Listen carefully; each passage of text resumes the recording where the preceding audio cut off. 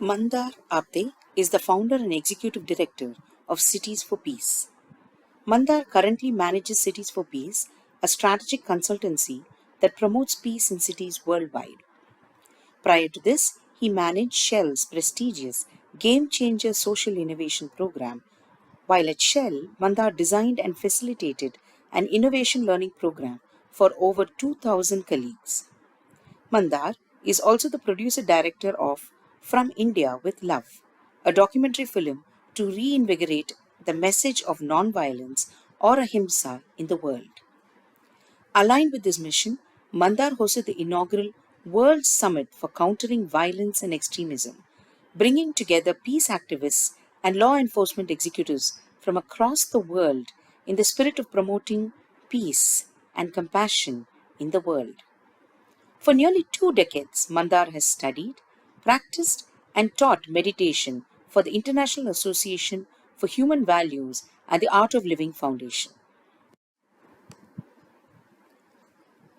Welcome to this episode of Threading Thoughts, Rewiring with Peace. Peace and conflict prevention are observed to have a direct positive impact on businesses. Peace represents a set of good opportunities, providing the public and the private sector with customers, local suppliers, qualified employees, and investors. Businesses have always assumed that peaceful conditions foster trade and industry. The idea that business could and should actively promote peace as an extension of its CSR is new and very important. Businesses are already major global players and can have a more active role in peace building efforts at the local, national, and even global levels, which is also consistent with supply chain stability, higher profits, and expanded markets. However, given the importance of peace for the economy and the business sector, it is surprising that the idea of the role of business in peace is still underdeveloped. Hi, welcome to this episode of Threading Thoughts. I'm incredibly excited to be talking to Mandar Apte. Mandar is a very interesting person with a very unique perspective and almost like a soul ranger, trying to promote this particular thought. And it has got the fancy of a lot of senior executives as well as academic personnel. And I think this is a topic that we really need to talk about, given the kind of events that are happening around us. So I'm so excited, and Mandar, so happy to have you on Threading Thoughts. Welcome. Thank you, Mridula. Even though what I'm doing seems common sense, there are very few people that get it, and you got it even before we spoke. True. So thank you for the resonance, and I look forward to this conversation. Lovely. Wonderful having you. Mandar, let me get right into the crux of the matter. I mean, what actually started this journey for you? So journey begins, there are many steps we take in a journey, and what you are doing now is not just a flip that happens yesterday night, right? Absolutely. So I think there are a few key moments in my short journey, whatever you can call it. The first is living abroad, living in the United States for about 25 years. Because that is where you realize the value of the social relevance of the culture that you have been born and brought up in. True. Of which you don't know much about. Nobody has explained the science of it or the social meaning of it. Correct. So that is, you can say, one big part of my journey is living abroad. The second pivotal point in my journey is stress in my own life, for which it needed intervention, and I luckily chose the yoga meditation approach rather than drugs and pills. And the science of pranayama and the science of meditation, it is not just for well-being, but it can be for leadership transformation also, is what I realized 20 years ago when I did my program. Right. And the next few steps in this journey are a realization while you are living in the most prosperous nation in the world, the United States, is there is a lot of violence. And that violence can happen anywhere. It can happen anytime. It doesn't look at my bank balance. It doesn't look at my political views or skin color. And so that realization is one of the strongest ones to actually pivot and just put my time now on this work that I'm doing full time. Is when this act of violence happens, then maybe I will do something about it. It was my thought. Until it doesn't happen to me or a personal friend or my own family members, I may not do anything about it. So that like woke me up that day. Is what have we done? We are immune. We are desensitized. Correct. No, and you're so right. It's almost like we do not get into something unless it happens to us, or unless it, personally affects us or somebody very close to us, right? It has to hit home before we want to take an action on it. And that's very true. And it's really nice to see that, there were so many personal as well as professional reasons for you to start it. And you reached back to something that perhaps you didn't have complete knowledge about, but something that was already existing and very rich in its content. So there have been many individual efforts to promote peace, right? And that the greater focus has been, I think, a lot on also sustainable green ventures, recycling, and that's what we hear a lot about. But where does peace sort of fit into this matrix of helping the world heal? Because we are sort of talking about the physical healing of the world through recycling, sustainable ventures. This is more like an emotional healing. So where do you see peace fitting in and role that it will play going forward as well? For that, I think we will have to rethink and reimagine what is peace. So peace is not just the absence of war. Once you have this aha, that then what is it? So there you have to like give credit to the rishis and sages of India that peace is your nature, and when you are not in your nature, then violence happens. Either you are violent to yourself or you are violent to the people around, and the planet around is the external manifestation of it. So that's where about 10 years ago, I had a conversation with my meditation teacher, Sri Ravi Shankarji, Art of Living Foundation founder. Right. And he mentioned to me something very profound. He said, people are working on outer climate change. But what about the inner climate change? And that got me thinking that, the inner climate, the clarity of mind, the contentment, the purpose, all this needs to also be rewired. And, then the outer climate change responses that we give will be more authentic. Right. Otherwise, it's just a checkbox. And so, in this world today, the buzzword today is regenerative leadership, regenerative futures, regenerative agriculture. Like all these things have, they have a lot of potential. But my question to these regenerative people is, how are you regenerating yourself every day? What are you doing every day to recalibrate yourself? Right. And that is where the Indic wisdom comes of inner healing, inner peace. Actually, peace is an amorphous term, right? Peace, you cannot measure it. You cannot even see it. Absolutely. Just because I'm smiling doesn't mean I have, chapters in my life that are really profoundly miserable. Correct. So that outward expression of laughter, that doesn't mean that I'm maybe peaceful. Actually happy also, correct. So that is where each person needs to be given some kind of a rewiring toolkit. That is just like a toothbrush and a toothpaste that we all have rebelled when it was put in our mouth. But somebody like our parents held on to it, taught us this good habit, And now, hopefully, we don't leave our home until we do this, few minutes of brushing our teeth. There is no joy that we get out of it. We don't even like notice that I have brushed my teeth, right? We are not enjoying it also, but we randomly just do it, physically just do it. If we do that for dental hygiene, why don't we also look into mental hygiene?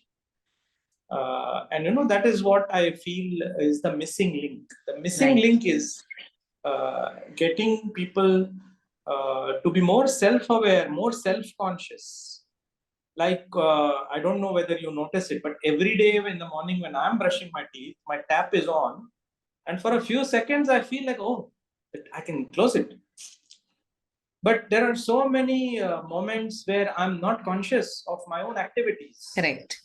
And that is where that inner well-being, inner climate change needs to be complemented with that outer climate change or the actions we will do. Does that help? Absolutely. I mean, it's very beautifully said, actually. And I think you're sort of spot on when you say people not necessarily at peace at all times. There are chapters in their life where it has troubled them greatly, and to overcome it and to come over it has required a lot of mental strength. And that mental strength is through the rewiring that happens regularly within our systems as well. So, but you know, you have spoken about regenerative qualities and what we need to think about. But one thing we must understand is sustainability or green initiatives sort of loop back into the fiscal health of a company or of a country or of the world in a larger sense. So sustainability and peace often are not said in the same breath as profits, right? So where will you, to a large extent, perhaps sustainability a lot more, but where do you link peace with profits? Or, for example, I am not going to say step up if I'm not getting something in return. My ROI has to be quite strong enough for me to actually invest in doing something like this, right? It's great to say that I am at peace with myself, but will I take the effort to be at peace with the surroundings? So what is going to be my, ROI on this? And why would I do it? I happened to work in the belly of the beast. I worked at Shell for nearly 20 years. So when I joined 1999, there was a term that was introduced to us by the then Shell CEO, people, planet, and profits. People, planet, and profits. And now, 23 years later, I would say, sustainability has now made it into the discussion of the CFO. Like, okay, why should we invest? Correct. Right. So it has taken multiple decades for this conversation where initially sustainability was just that orphan in the C-suite that didn't even make it there. Correct. Then people termed corporate social responsibility. So it's like money going out to X activities, right? Planting trees or these type of Correct. green Education. ventures, green Correct. ventures.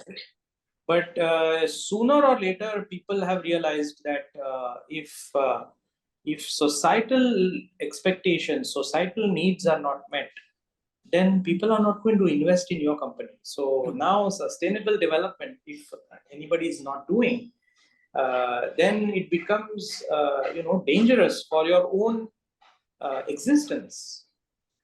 So now let me come to the peace aspect. So whenever the sustainable development goals were launched, there are 17 goals. Number 17 is partnerships.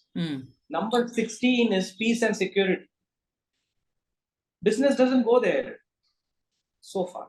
So far, yeah. Business looks at other aspects, right? So business, if you can look at business coalition for reducing plastics in the ocean.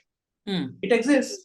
Correct. Business coalition for stopping girl feticide, girl child, etc., etc., etc.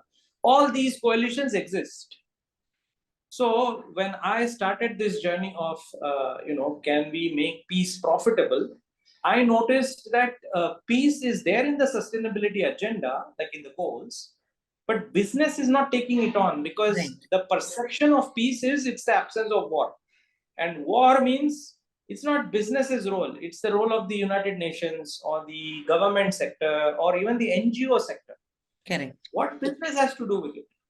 But that is where I, accidentally discovered a few business cases of why peace and addressing this peace directly leads to profits.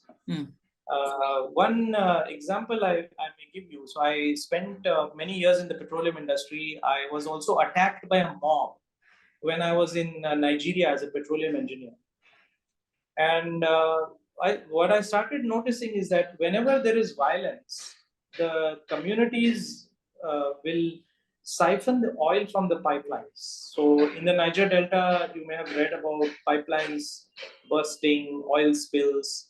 Correct. One reason is the pipeline siphoning of the oil has a black market. So that's where, as an head of innovation at Shell, I started thinking about, can I promote peace, which is social cohesion, which is harmony between the communities in the rural delta. It's good as a social activity is good. Right. But the business case is it will help stop the loss of revenue. So that is where I accidentally discovered that, especially for the extractive sector where I am from, correct, working experience, is it's obvious that if you are dealing with communities for your pipelines, for your coal fields, mine fields, you have to manage that community tension. Because if you don't manage that community tension, projects will get delayed, and right, that is cost. So the company that has better relations with the communities that they are engaging with will, get the community buy-in, etc., etc., and that is stopping the loss of revenue. So it just makes business sense of why you should have harmony. And then one more business case, as I went into this peace rabbit hole, I started looking at urban inner cities. okay, So inner cities of the United States, where there is a lot of violence. People with privilege usually don't go in those neighborhoods, in those areas. Like when I went for graduate school 25 years ago, I was told, avoid that neighborhood. So when you look at those neighborhoods, there is a lack of, and you can make a list of all these things, like lack of healthcare, lack of education, lack of financial literacy, lack of peace. And that is where I calculated, like, one incident, one homicide in the city of Los Angeles, inner city Los Angeles.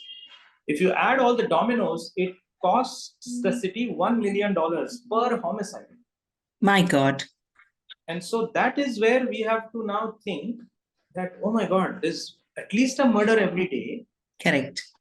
If I'm a taxpayer, my money is going into the business of violence. And this is just murder. Like if you add burglary, rape, assault, then business of violence means you need more police, more uniform, more cameras, more guns. Like this is all multi-billion-dollar business. Correct. So that is where the peace and profit thinking comes in. Like if I can promote peace, which is simple in terms of trauma relief, in terms of getting people to talk to each other, and make them entrepreneurs. Can right, we now make them entrepreneurs of solving the lack in their neighborhoods, thereby stopping the reason why there is violence? Because it's inequity, right? You don't have it. So that is where, it's like, it's obvious. Peace is our nature. Everything we are doing is for peace. So all my work is doing is making businesses and leaders and organizations to pause and ask themselves, what else can be the purpose of my organization or the impact of my leadership? And that's, who would not want to leave a good legacy behind, right? Absolutely. So that is where I would say, especially in United States, the thing that gets sick in my stomach is these school incidences. Oh God, yes, absolutely. Okay, so now it can happen in any child's school. It can happen in my neighborhood school. and then we will repent, like, oh my God, we didn't do this. So civil society and business needs to play a role, because politics and media will play their role, right? It will always go into a gun debate and gun laws, and of course, it's not like I'm taking a position on those dividing matters. But my position is we can all come together to promote peace, Right. non-violence, mental well-being, right? And that is where there is a demand. The demand is there's a lot of violence. So it just makes capitalistic sense to look at providing solutions. And yeah, I feel like the United States needs to lead the way. No, but these are very tangible examples, right? I think that's the biggest issue. We sometimes don't relate peace with a lot of the downstream, spending and issues that we're going to face. I mean, you talked about the police that are required. What about the court time? What about lawyers? What about the number of times it goes into court and taxpayers' money that has to pay for that as well? So it's never ending, right? It slowly, it's like almost like a value added tax. At every step, there is something that drains into somebody else's money and time and effort. So, I mean, these are very tangible examples that we can actually work with. But having worked so long in this sphere, and of course, been there, done that sort of a feeling, what have been your biggest challenges, right? And given that you started at point A, you've traversed this very difficult, path. So, what would you have done differently? Given that you've actually crossed a couple of bridges now, what would you have done differently, or what can you do differently now? Like right now, you know that here are the issues, and perhaps this is a better way of approaching them. So, some learnings and what you put into what you're doing now. My biggest, I would say, feeling is that the engineering curriculum that I went through as a chemical engineer here in Mumbai, the graduate petroleum engineering curriculum that I went through in America, and business education that we are imparting to our students. All these curriculums, I would, I don't think I got what I should have. Like for example, in the engineering world, I understood how to design pipelines. I got the training of de-risking, big risks in the technology space. But when I started working at Shell, I realized that the biggest risk is not technical risk. It's the economic, social, political risk that takes projects and makes project costs go up. Right. Right. So if I had an opportunity, I would have added a curriculum into these engineering and business curriculums on engineering peace. Well, you could call it whatever it is, but it would be a curriculum on how to make people agree to disagree, how to create social harmony. You may disagree on 100 things, but can you agree on one thing? That becomes a differentiator.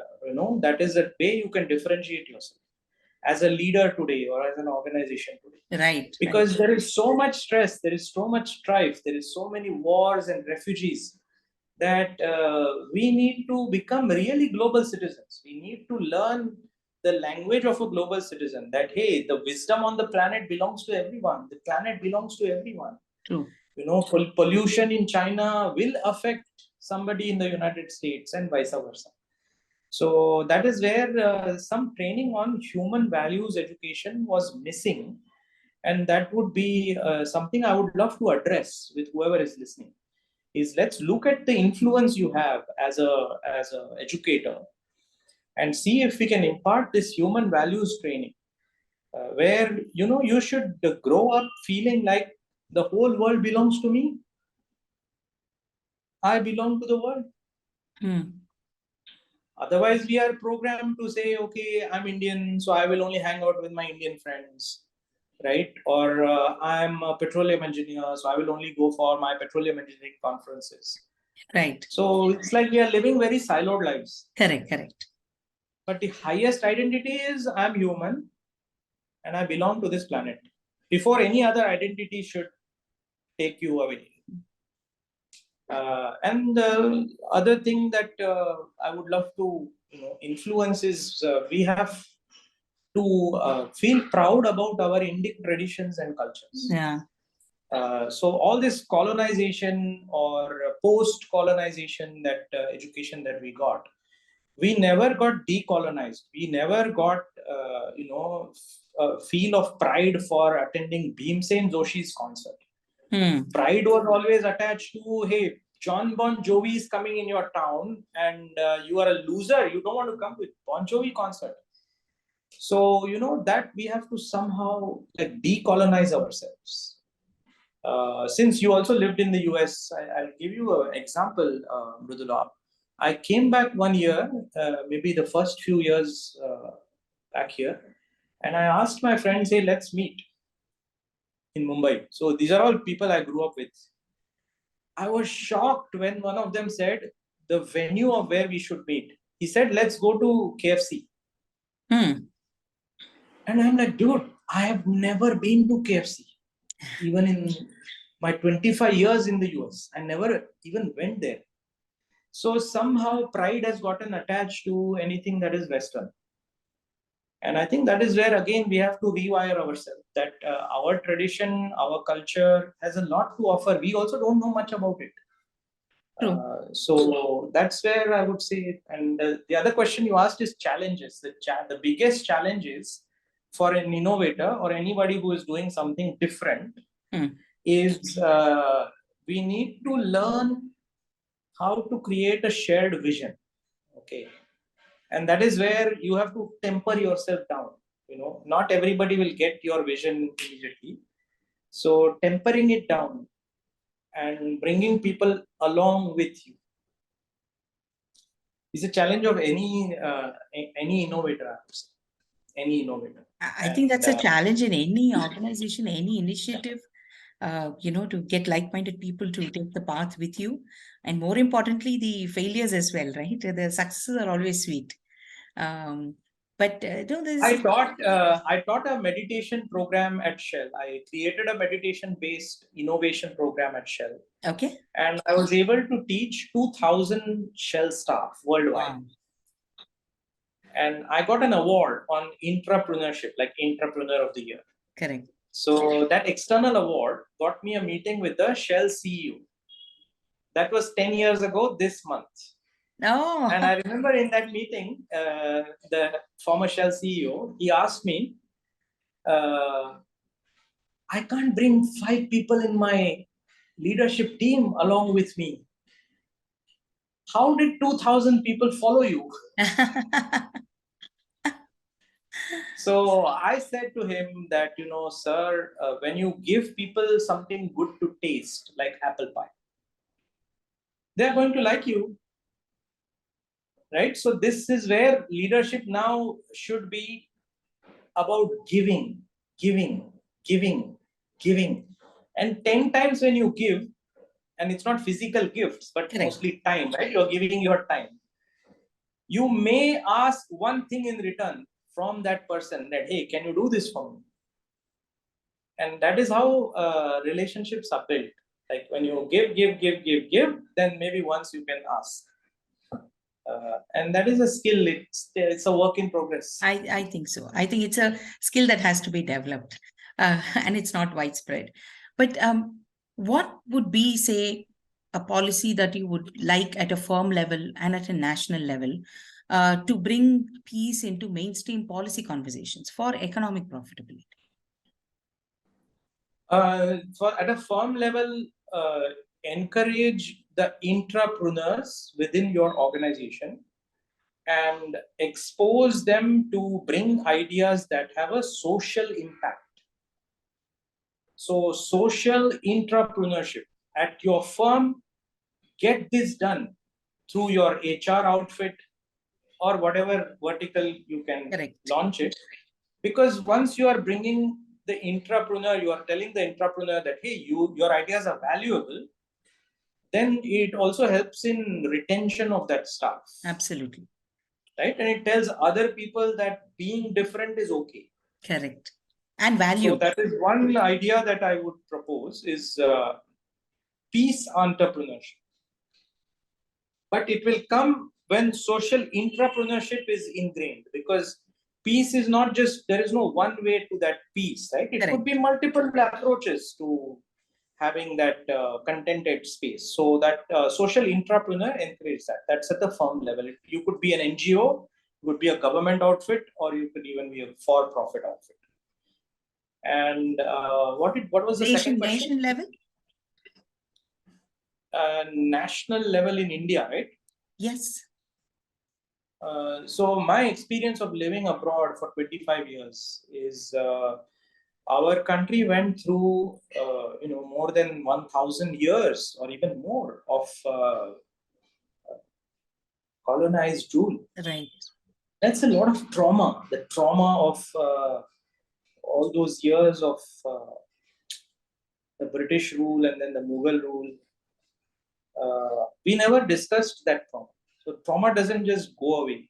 And the latest research also says that the trauma is also intergenerational. So it passes on through your DNA. So at a national level, I would like to see if there is a policy that can allow trauma and reconciliation. Just like South Africa did something, right, around truth and reconciliation. Correct.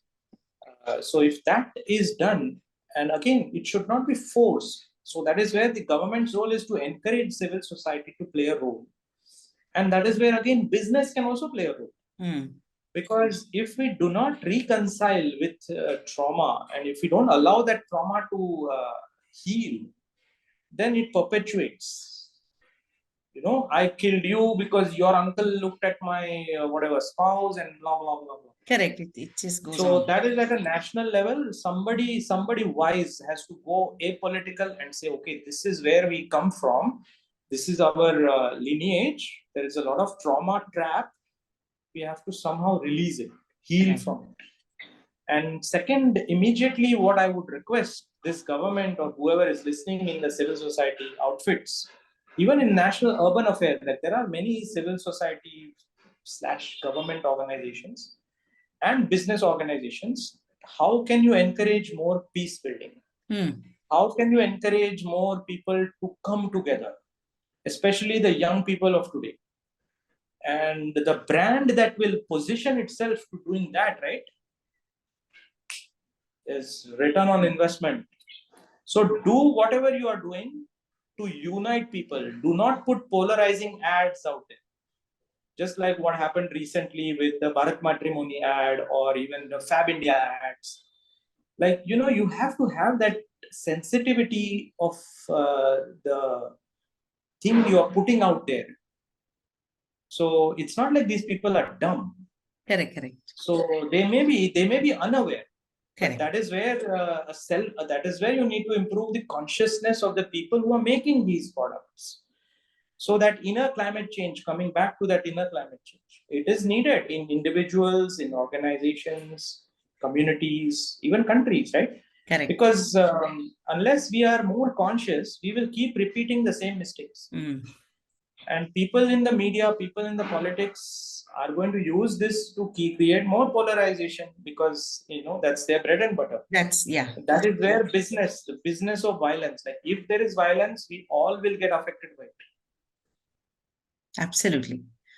But so beautifully explained, Mandar. I think, this conversation can go on and on. It is just so lovely because there's so many thoughts, I think, that can come, so many streams of discussion that can come from here. But I can only say thank you so much for being part of, Threading Thoughts and actually sharing your thoughts and ideas.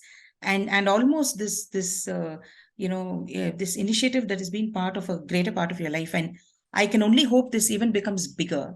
A lot more people join in, because it's very important, as you said, not only inner peace, but everybody coming together.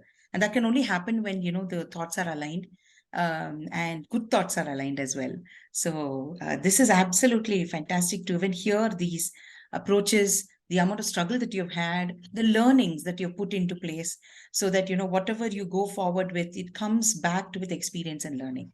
And I think that is so important, because that's where you actually, really get the learnings from, not just some yarn that you read from somewhere. It has to be on the ground. You have to go through it. Literally the testing period is there. So I can only wish you. One more thing I want to say, I want to chime into your initiative and your own personal background, which, Sure. is arts related. I wish I had that in the curriculums that I went through. Right. So this whole idea of STEM. Absolutely. If that STEM becomes the STEAM, as they say, right? Exactly. That arts is added to it. Because arts, whichever form of arts, painting, dance, music, it is a way to heal, no? It is a way to heal yourself. Absolutely. And your performance heals so many other people. Right? So I think that encouraging the arts in the curriculums. Arts doesn't have to be dance and music. It could simply be how do you do mimicry. Anything, performative, It could be anything. explorative, any art is art. I mean, I strongly believe that. No, I hear you, I echo you, and that's what I've been crusading for as well. So, but thank you so much, Mandar. Thank you so much for being part of Threading Thoughts. It's been Thank so you. Keep up your good work. Keep up your good work. Thank you so much.